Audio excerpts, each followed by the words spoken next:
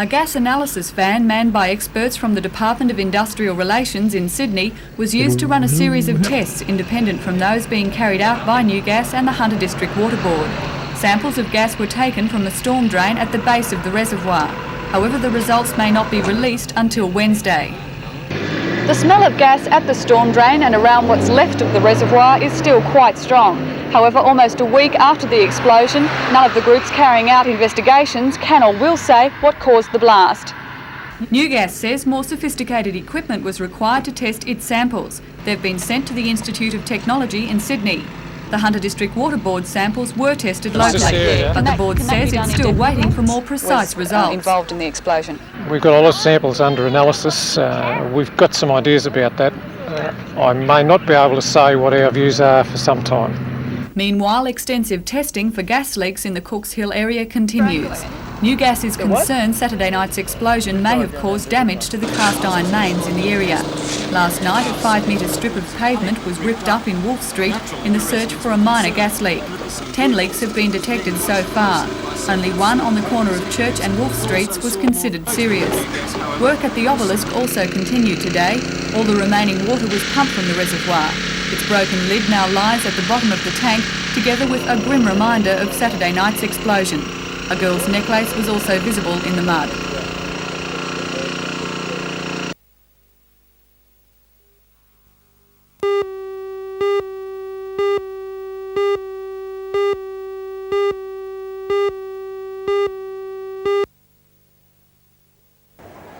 It was sweet revenge for the Falcons, who, when tired at the end of a tough weekend on the road, fell to the Tigers by 7 just last week. This action from the final quarter shows a local team that is now more aggressive, getting right on top of, in this case, the babies of this year's competition. The Tigers' average age is just 19 years. 17 points to Davies. Ian Davies has almost gone into the chip shop. Man of the match Ian Davies was superb throughout to head the scoring, many from long range. And that's a good sign for the national team that swings into action here in town on Thursday week against the hotshot College Americans from the West Coast. It was a game, though, that was almost pedestrian until Stuart Begg came off the bench to liven things up with what appeared to resemble a rugby league tackle on Melbourne's golden boy international Andrew Gaze, son of the renowned team coach Lindsay. The blood then ran hot and the match became a more interesting affair. Next week's opponent Geelong, though, won't be so easy.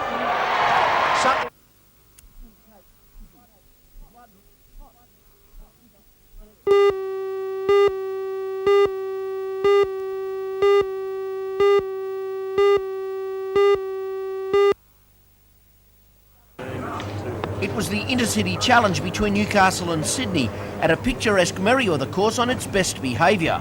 Newcastle senior golfers kept their title with a 5-3 win. Frank Musgrave, the local captain, led from the front with a win, 3-1. Greg Gillard won 1 up, Peter Sellup 4 and 3. Merv Livingston took his match 1 up and Warren Gorton 4 and 2. The surprise was the size of the defeat of local champ Ray Carlin by Gerard Power. It was 6 and 5. Carlin lost 5 holes in a row after being in with a chance. Best of the local juniors, who lost 8-0, was Rick Graham, while the best performance of the day was with state junior captain Peter O'Malley of Pymble, who beat Gary Boyle 7 and 6 and finished 6 under the card.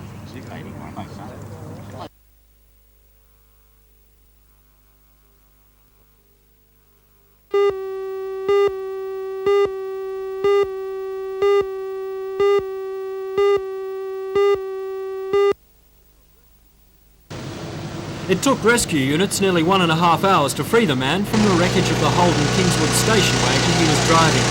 The car collided head-on with a fully laden semi-trailer carrying steel lids for beer cans 16 kilometres south of Bulahdelah on the Pacific Highway. The car was ripped open as if by a can opener in the collision, and the man, the only person in the car, suffered severe chest and leg injuries.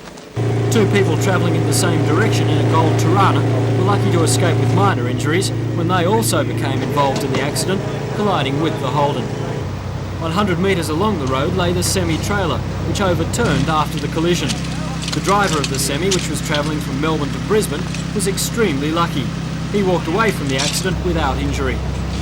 The semi-trailer and its lost load blocked the highway for more than 3 hours before firemen and rescue units could open the road to limited traffic again. The trapped man was transported by the Westpac rescue helicopter to Royal Newcastle Hospital.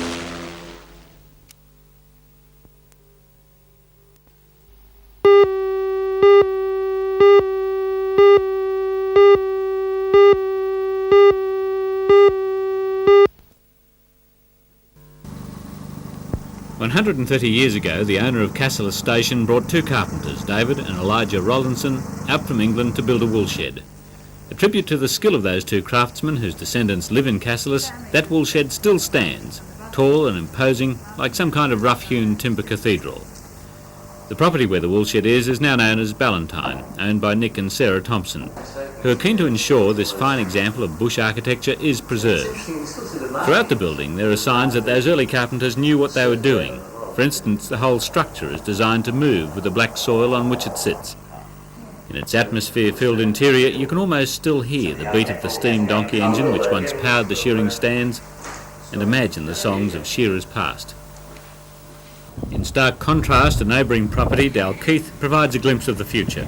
With a huge complex with springs and machinery sheds, shearing sheds, stud cattle facilities and sales all under one roof. The complex is the brainchild of Dalkeith's owner, Anton Martin, who sees it as a way of improving efficiency. With a big labour force is to try and sort of have the labour utilised in each area when it's needed. Before the cattle yards were a long way away from the woolshed, and we had to travel long distance between the two, and by doing this we've been able to utilise our staff a lot better and switch from cattle work to sheep work without any travelling, without any organisation really, and it makes it just that much more easier.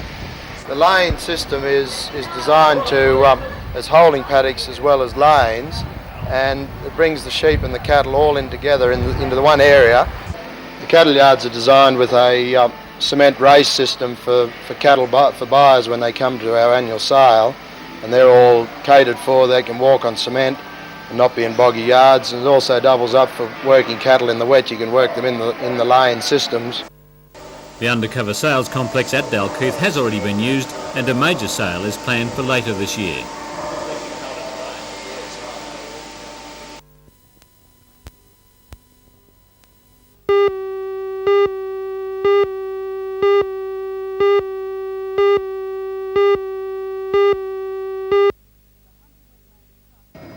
The Hunter Wetlands Trust, formerly the Wetlands Group, has been trying to establish a wildlife reserve for the past 6 years. Today the proposal advanced a step when the Minister for Planning and the Environment, Bob Carr, and Minister for Sport, Recreation and Tourism, Michael Cleary, supported the project in principle. The Trust wants to buy 16 hectares of land at Marist Park, as well as the disused clubhouse. This would be converted into an educational, research and recreation centre. The Trust also wants to establish large feeding ponds to encourage bird life. $500,000 is needed just to buy the building and wetlands area. The Trust has applied for bicentennial funding and has approached the City Administration. Today, Mr Cleary supported its application for $100,000 under the Steel Industries Assistance Program, but stressed his department would not have the final say. I will support their application or their recommendation to me, but it's up to the federal government to say if it's successful. They're asking for $100,000, and what I've seen here this morning, I will support it. Do you think this could be very important to the tourism industry? Well, I've seen a program that has a similar venture in not only England but also in the United States. It is successful. It's not just going to be a bird watching area. The kids will be able to have a bit of fun in the canoes and go around and see exactly how the wildlife operates, and it's a protection area as well. How much money would it cost to establish something like this? Well, they're talking initially just to buy the building about $500,000, $500,000. But then there's also a fitting out program that would have to take place, and there's a lot of voluntary work as far as recreating the 3 ponds or protection areas they want to develop. So there's a lot of hard work, and if you talk to money terms without voluntary labour, you could be up around $2 or $3 million.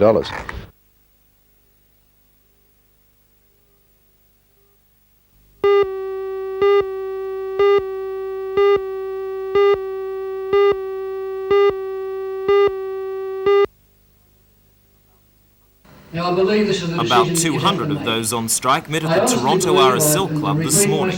The technical and administrative staff are members of the Australian Colliery Staff Association, which for the last 2 years has been negotiating with Elcom for an improved superannuation package. They say that, in comparison with the new state government employees superannuation scheme, their super pays them very little. In comparing us to other government employees, we are substantially worse off. We are probably at the bottom line as far as government employees goes in relating to superannuation funds. When the staff went out on Thursday afternoon, there were no safety checks at the 11 mines and miners had to stop production. The Minerals and Energy Minister Peter Cox held talks with the union on Friday and surprised them by offering a totally new superannuation scheme. It came as quite a shock. We certainly had no prior knowledge of it.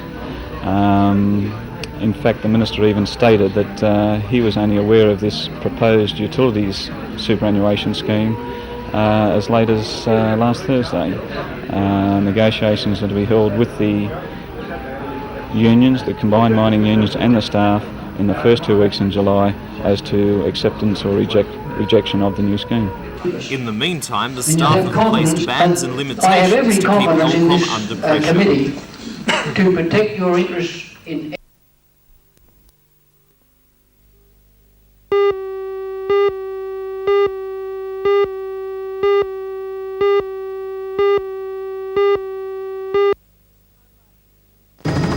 Unlike Sydney, Newcastle doesn't have a commercial FM radio station, and it looks like we won't know who will be running one here until early next year.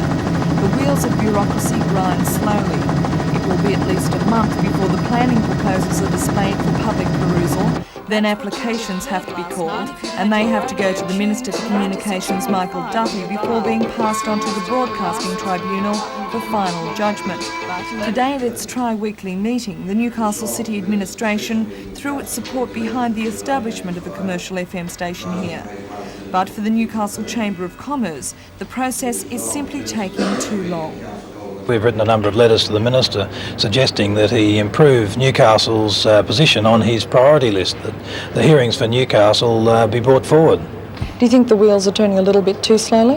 Well, that's very clear. A number of the consortiums established in Newcastle have been employing people for some periods, putting together their respective cases, and of course at this stage they've got no concrete sign of when it's all going to start.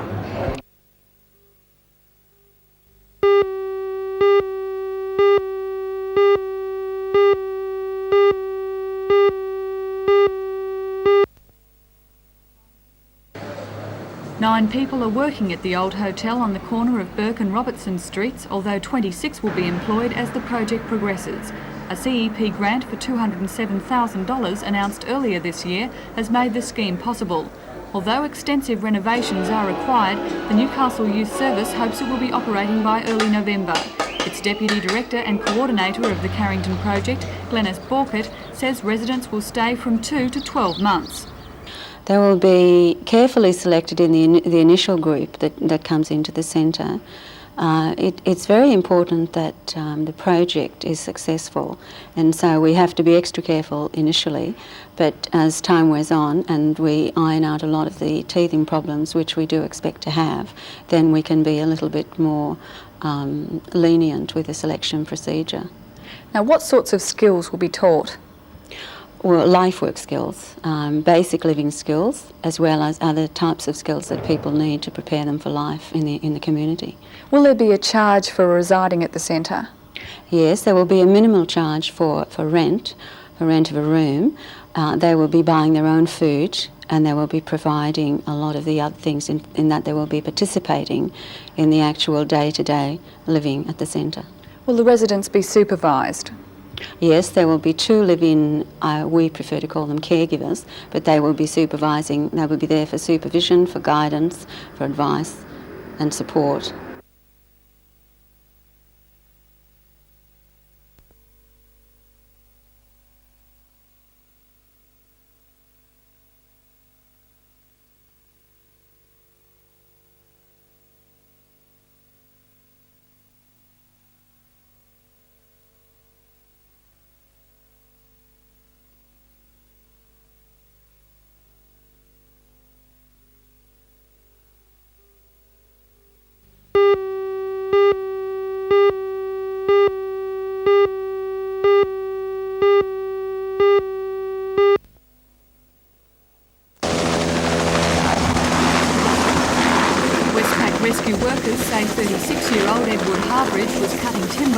property 16 kilometres from the nearest farmhouse when the accident occurred. Early reports described his condition as very serious. The Westpac rescue helicopter went to his aid, but could only land using a searchlight within a couple of kilometres of the injured man at a small clearing in dense bushland.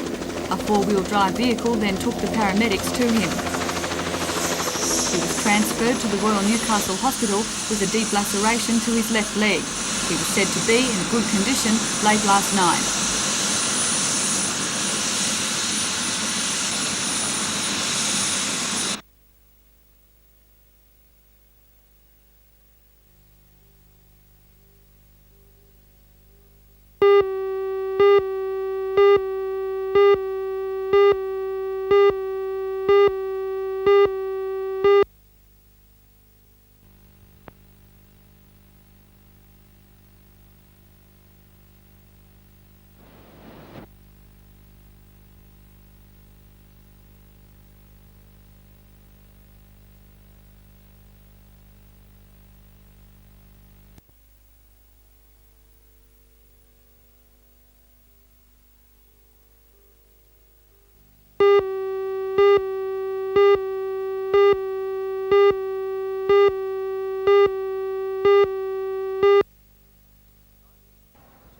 Scientific squad detectives were at Hamilton Police Station today examining the LP gas system of the taxi. The vehicle's manager, Frank Brown, showed how the driver, Jeffrey Evans of Windale, had been burnt when he went to light a cigarette. It appears gas leaked into the roof lining of the cabin, exploded and blew out the light fitting. Flames shot across the cabin, burning the driver's left wrist and hand. Evans' right hand, which was holding the lighter, received third-degree burns. He is now in a satisfactory condition in Royal Newcastle Hospital. The explosion occurred at 9:40 last night, half a kilometre from the Newcastle Taxi Co-op base, where only minutes before Evans had filled the car's tank with LPG. The fault lay in the way the Italian-made fuel filter surround was mounted. When the gas pump is screwed on, the fitting turns with it.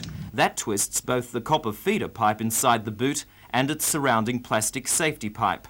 In this case, the turning broke the seal of the safety pipe, and the copper pipe twisted enough to fracture and let the gas escape, where it found its way into the cabin. Police say the plastic surround needs to be riveted to the bodywork so it can't turn, and the copper pipe needs to be replaced with a flexible hose. The Newcastle Taxi Company has begun checking the safety of all 40 of its gas-powered taxis. All the major Sydney taxi companies have also been warned of the potential problem. Tomorrow, the two major gas suppliers, Speedy Gas and Go Gas, will begin placing warning posters at all their outlets. If you have any doubts about the safety of your LPG system, take it back to the company which originally installed it.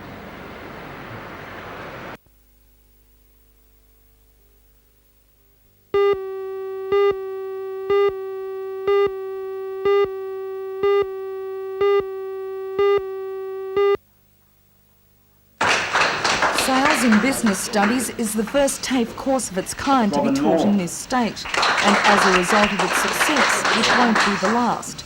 The course aims at not only teaching students professional selling techniques, but also looks at career and personal development. The 18-week course was the brainchild of the Equal Opportunity Training section of the college. Coordinator Liz Martin says the course only goes to prove that you don't have to be a natural-born salesman to succeed. It can be learned. It's not something that's inbred. Quite often we hear the old, he was born a salesman. That's not so. It's something that can be learned, and by applying psychology and professional selling techniques, people can certainly go a long way in that career.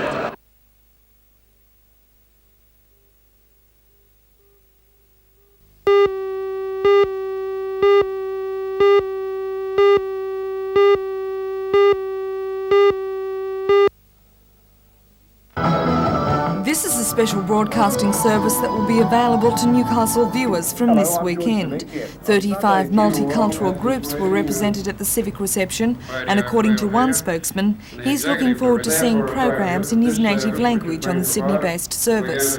Premier Rann, local members from both parliaments and SBS board members were also there to take part in the launch. A spokesperson for SBS, Ada De Lacy, says Sunday's broadcast represents years of work and she hopes the support the service will receive here will help prevent its proposed amalgamation with the ABC.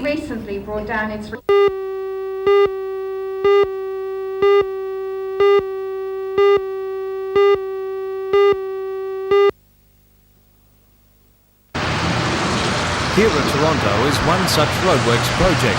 Lake Macquarie City Council, with state government funding, is widening Carey Street as it climbs from the Boulevard intersection.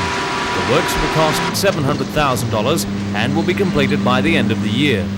Main Road 217, as it's known, carries a large volume of heavy traffic, including coal trucks.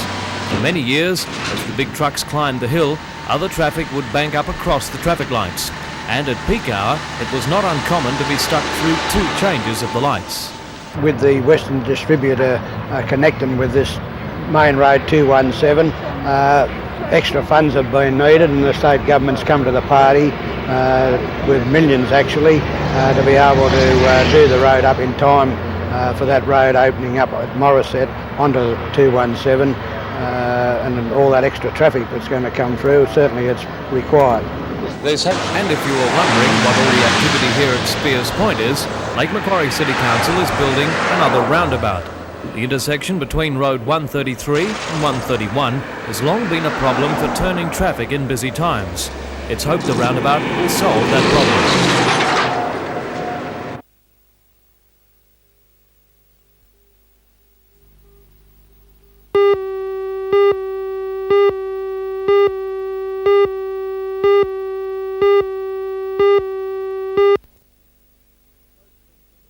Both teams went into today's match in need of competition points. Blacktown to stay in touch with the leaders and Rosebud to steer away from relegation and to restore